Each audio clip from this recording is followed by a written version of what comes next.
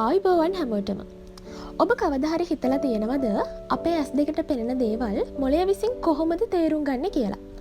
අපි අවට තියෙන හැම දෙයක්ම විසිරීලා තියෙන තනි කොටස් විදිහට නෙමෙයි අපිට පේන්නේ. මොළය ඒවා ලස්සනට පිළිවෙලකට සංවිධානය කරලා අපිට පෙන්නනවා. අන්න ඒ ක්‍රියාවලිය විස්තර කරන ගෙස්ටෝල්ට් ප්‍රත්‍යක්ෂ නියම ගැන තමයි අද අපි කතා කරන්නේ. නම ටිකක් බරපතල වුණාට මේක ඉතාම සරල හැමදාම අපේ ජීවිතයේ සිද්ධ වෙන දෙයක්. අපි උදාහරණ කීපයක් එක්කම මේක බලමු. පළවෙනි නියමය තමයි ආසන්නතාව. හිතන්න ඔබ පාරේ යනකොට මිනිස්සු 10 දෙනෙක් ඉන්නවා කියලා. හැබැයි ඉන් 6 දෙනෙක් එක ළඟ එක පොදියට ගමන් කරනවා. අනිත් 4 දෙනා ඔවුන්ට ටිකක් ඈතින් ගමන් කරනවා. දැන් ඔබ ඔවුන්ව දකින්නේ කොහොමද? තනි පුද්ගලයන් 10 දෙනෙක් විදිහටද? නැහැ. ඔබ ඔවුන්ව දකින්නේ 6 දෙනෙකුගේ කණ්ඩායමක් සහ 4 දෙනෙකුගේ කණ්ඩායමක් විදිහට.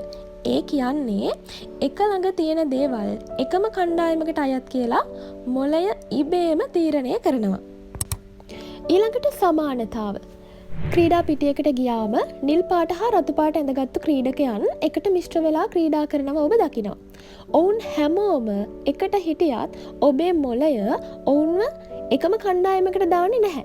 පාට අනුව ඔවුන් කණ්ඩායම් දෙකට අයත් අය විදිහට ඔබ වර්ග කරනවා. ඒ කියන්නේ හැඩයෙන් හෝ පාටින් සමාන දේවල් එකට එකතු කරලා මොළය හඳුනා ගන්නවා. තුන්වෙනි එක තමයි අඛණ්ඩතාව. දැන් අපි සිතියමක් බලද්දී ඒකේ ගංගා පෙන්වන නිල් පාට රේඛාව තියෙනවනේ. ඒ රේඛාව පාරවල්, දුම්රිය මාර්ගවල් වගේ වෙනත් රේඛා හරහා යන්න පුළුවන්. හැබැයි අපේ ඇස ඒ හැම රේඛාවක් දිගේ විසිරීලා යන්නේ නැහැ. අපේ ඇස ස්වයංක්‍රීයවම අර ගංගාව දිගේම ඒ අඛණ්ඩ රේඛාව දිගේම ගමන් කරනවා. කැඩුණු රේඛාවලට වඩා එක දිගට ගලාගෙන යන රේඛා දකින්න අපේ මොළය කැමති. ඊළඟ නියමය පොදු භව්‍යතා. අහස පක්ෂීන් රැලක් එක් දිශාවකට ලස්සනට ගමන් කරනවා ඔබ දකිනවා. හැබැයි එක පක්ෂියෙක් විතරක් ඔවුන්ගෙන් වෙන් වෙලා තනියම ගමන් කරනවා. ඒ වෙලාවට ඔබ දන්නවා අර තනියම යන පක්ෂියා මේ රැළට අයත් කෙනෙක් නෙවෙයි කියලා.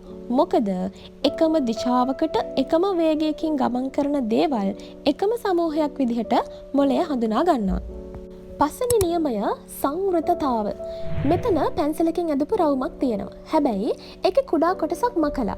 ඒත් ඔබ මේක දකින්නේ කැඩුණු රේඛා කෑල්ලක් විදිහට නෙමෙයි අසම්පූර්ණ රවුමක් විදිහටයි. ඔබේ මොළය අර හිස්තැන පුරවලා ඒක සම්පූර්ණ රවුමක් විදිහට හඳුනා ගන්නවා. අසම්පූර්ණ රූප සම්පූර්ණ කරලා දකින්න අපේ මනස උත්සාහ කරනවා. අවසාන නියමය රූපය හා පසුබිම. මේ රූපය දෙස බලන්න. මෙහිදී ඔබ රතු පාට ඇපල් ගෙඩිය ප්‍රධාන රූපය විදිහටත් ඒ පිටුපස තියෙන සුදු පාට කොටස පසුබිම විදිහටත් ඉතාම පහසුවෙන් හඳුනා ගන්නවා. අපේ මොළය ඕනෑම දර්ශනයකදී ප්‍රධාන වස්තුව සහ පසුබිම වෙන් කරලා හඳුනා ගන්නවා.